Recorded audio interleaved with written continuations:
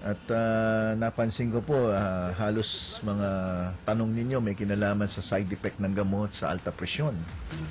So, ngayon po ating pag-uusapan sa loob ng 10-15 minutes, tuloy-tuloy, no? Tungkol sa mga possible side effects ng high blood pressure medications. So, unang-una, gusto ko pong malaman yung lahat na ito pong lecture na to ay hindi para itigil nyo po ang pag-inom ng gamot.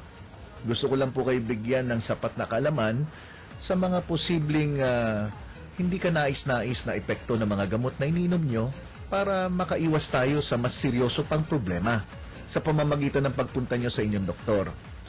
Lahat naman halos ng gamot, masasabi natin na may side effects, no? At hindi naman exempted ang mga gamot sa alta presyon.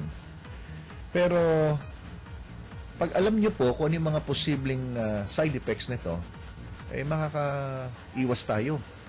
Lalo na yung mga epekto na pag may edad, ininom nyo yung gamot, nahilo, tapos natumba, tumama ulo.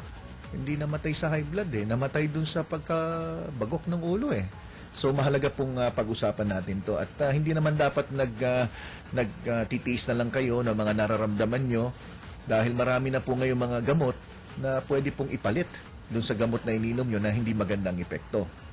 So unang-una, ito po yung mga babala. Number 1, hindi nyo po ititigil yung gamot na iniinom nyo at kumonsulta muna kayo sa inyong doktor. Siya lang ang pwede magpalit, siya lang ang pwede magsabi na itigil o ano man ang dapat ipayo na ipapalit doon sa gamot na yon, ha? Malinaw yan. Number 1 yan. Number 2, kung kayo po'y buntis o kaya may plano magbuntis, sa bagay, karamihan ng mga nakikinig sa akin, wala nang matres. Ano pala, hindi na mabubuntis dahil menopause na. Kung kayo lang po ay buntis, kung sakasakali, at kung kayo naman ay may plano magbuntis, pumunta muna kayo sa inyong doktor at magtanong kung ano yung mga safest na gamot na pwedeng inumin. Dahil may mga gamot sa alta presyon na may side effect po sa mga babaeng buntis at maaring makaapekto rin dun sa bata na nasa loob ng sinapupunan. Pangatlo, kung kayo po ay diabetic, lalo na kung kayo po ay nagtuturok ng insulin, kayo po ay magsabi sa inyong doktor na kayo po ay diabetic at may ginagamit na insulin dahil may mga gamot po na pinaiinom sa mga may alta presyon na pwede pong makasama sa mga pasyenteng may diabetes. Pang-apat, kung ikaw naman ay isang lalaki at ikaw ay merong problema sa ereksyon, ayan, hindi ko na matagalog, o kaya napansin nyo medyo mahina ang inyong ereksyon, hindi ko na rin matagalog, sabihin nyo po sa inyong doktor dahil may mga gamot sa alta presyon na ang side effect po ay erectile dysfunction. Na alam nyo na yan, hindi tumatayo si Manoy. Tandaan nyo, pero pues pwede po mangyari na yung may hypertension, yung mismong alta presyon ang dahilan kung bakit po. Malinaw na malinaw po yan. Baka mamaya may magalit sa akin na pharmaceutical o baka may magalit na doktor. At ano pinagsasabi niyang Garrison na yan? Sasabihin ganyan, no? Ito po yung mga gamot. Yung number 1 na gamot na pangkaraniwan na binibigay ng mga doktor para sa mga may alta presyon ay yung tinatawag na diuretics. Diuretics, ang purpose po niyan ay mas lumakas ang inyong pag-ihi, linalabas ang sobrang tubig, at alat sa inyong katawan. Yan yung diuretics. Ano yung mga generic name na pangkaraniwan? Ito po,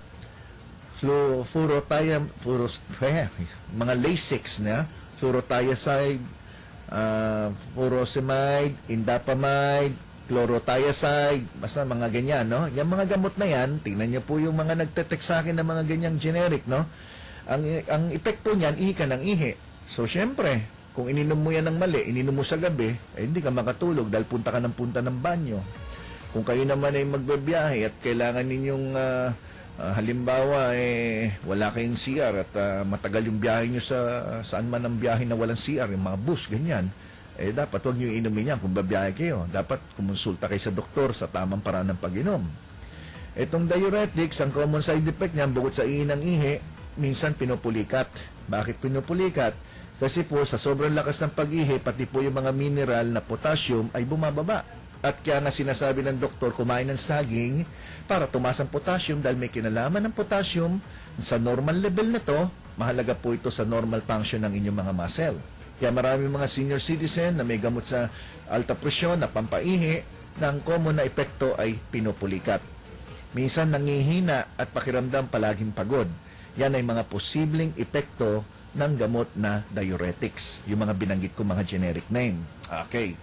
Sumunod na kategorya ng gamutan para sa mga alta presyon, yung tinatawag na beta blockers. Ito po yung mga generic name. Yung mga nag-text po, nabasa ko, may nag-text sa akin ito, no? Metoprolol, atenolol, bisoprolol, propanolol, pindolol. Kung mapapansin nyo, puros may LOL, L-O-L sa dulo. Yan po ay yung mga beta blockers na tinatawag. Ang purpose nitong gamot na to ay pahinain, pabagali ng pagtibok ng puso nyo. Kaya kadalasan itong binibigay sa mga may alta presyon na meron pong palpitation o malakas ang kabog ng dibdib. Ang common na side effect na itong gamot na ito po ay pwede po magbigay sa inyo ng panlalamig ng palad at talampakan. So kung may senior citizen na nakikinig at umiinom na itong gamot na to at naramdaman nyo malamig ang inyong kamay at ang inyong paa, tapos napansin nyo may konting depression, medyo malungkutin at hirap matulog, at pinagbabawal ang pag-inom ng mga beta blockers kung kayo po'y may asthma. So tandaan nyo po, yung mga nakikinig na may high blood, tapos meron kang hika, hindi ka dapat uminom ng mga gamot na may generic name na LOL sa dulo. L-O-L.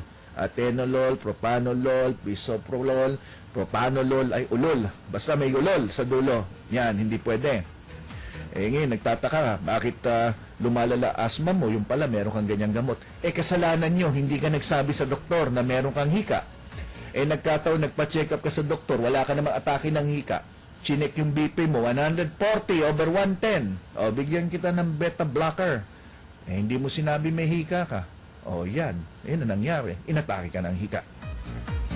Sumunod na classification ng gamot na binibigay sa mga alta presyon, sa mga may alta presyon, yung tinatawag na ACE inhibitor. Ito po yung angiotensin converting enzyme inhibitors.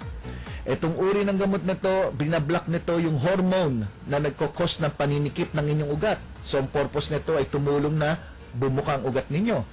Ito ang pinakamagandang gamot na pwedeng ihatol sa mga diabetic patient. Kadalasan, pag diabetic, ito ang binibigay, ACE inhibitors. Ano po yung mga ACE inhibitors? Generic. Number 1, captopril, enalapril, perindopril, lisinopril, lahat na may pril sa dulo, P-R-I-L. Kita nyo, sa pangalan pala ng gamot, alam mo na may ulol, meron pril. Sa bagay, pag April's Fool, di ba? April, Kaya nga, ulol, saka yung pril, nagsama. Ay, hindi ko naman po, nagkataon lang, naisip ko lang bigla. Bawal na bawal ibigay itong ACE inhibitor sa isang tao na nagko-complain na walang ganang kumain, nangihina, o kaya may rashes. Yan ang common side effect niyan. At ang isang pinakasikat na side effect ng ACE inhibitor, ang pagkakaroon ng ubo, dry cough. Ito po yung tinatawag na dry hacking cough. Yan, walang plema. Tuyong-tuyo. Yan po ang number 1 side effect ng ACE inhibitor. So, tingnan nyo na po. Mga nanay, mga tatay, lolo at tiyang lolo, tingnan nyo po, yung gamot nyo po ba ay may pril sa dulo sa generic name P-R-I-L. Yan ay magandang gamot para sa mga diabetic na mataas ang blood pressure. Pero ang epekto, dry cough, tuyong ubo. Yan. Sumunod na classification ng gamot. Alam ko, ang dami ko na natatamaan dito sa mga texter natin. Ito, ang dami kasing nag-text dito ng mga gamot nila sa alta presyon. Unahin muna natin yung sa alta presyon, ha? Kasi napakarami po nito. Mamaya, sasagutin ko po yan pag may free time ako, ha? Sumunod na classification ng gamot, yung tinatawag na angiotensin 2 receptor blockers. Ano po mga gamot yan? Yung may tan sa dulo, losartan, balsartan, basta may tan naman sa dulo. Kita mo, nagsama-sama, oh. Meron ng LOL, meron pril, meron pantan. Parang tarantado, parang gano'n. Pero madaling tandaan, pero biro lang to, ha. Ginalagyan ko na ng konting jokes para madali nyo mamaalala, ha. Kasi mga matatanda, makakalimutin yan, eh. Basta atenolol, may all, beta blocker. May pril sa dulo, angiotensin or kaya ACE inhibitor na tinatawag. Ngayon, yung may TAN, yung losartan, valsartan, basta may TAN. Ito naman yung angiotensin 2 receptor blockers. Ang common side effect, nahihilo. Yan. So, kung nakainom ka niyan at pakiramdam mo, bet palagi ako nahihilo, dapat magpatingin ka sa doktor. Bagamat majority ng uminom ng mga gamot na ito, wala naman pong nararamdaman. May mailan-ilan lamang na meron po silang nararamdaman na maiugnay natin dun sa gamot. So, kung di nyo naramdaman to, di maganda. Pero kung naramdaman nyo, pumunta kayo sa doktor nyo. Ha? So, ulitin ko, yung may losartan, valsartan, basta may tan sa dulo, ang common na epekto nito ay pagkahilo. Tumutulong yan na i-block yung hormone, parang ugat nyo ay bumuka. So, manatiling nakabuka yung ugat. So, makakatulong yan sa pagdaloy ng dugo.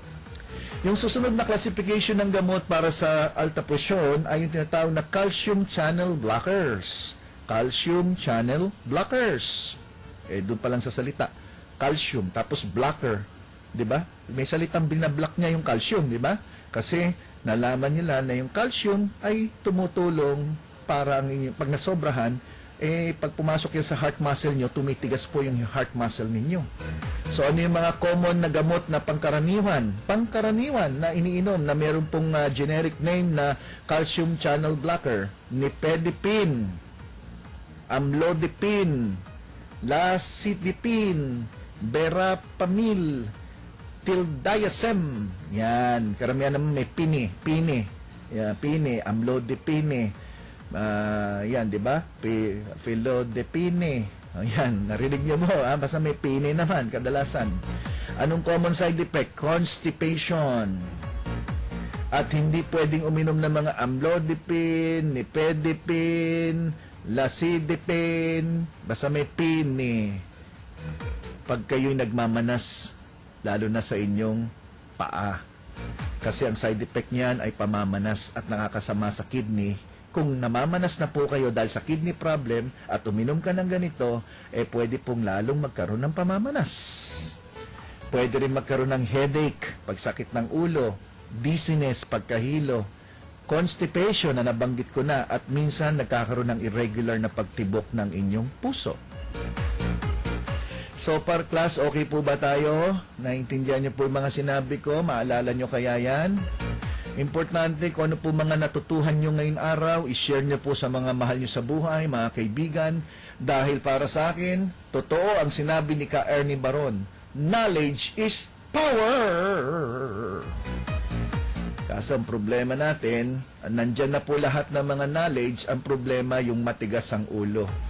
Walang nabibiling gamot para sa matitigas ang ulo.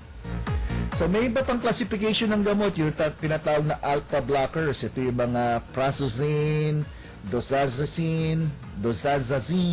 Ito yung mga alpha blockers na tinatawag.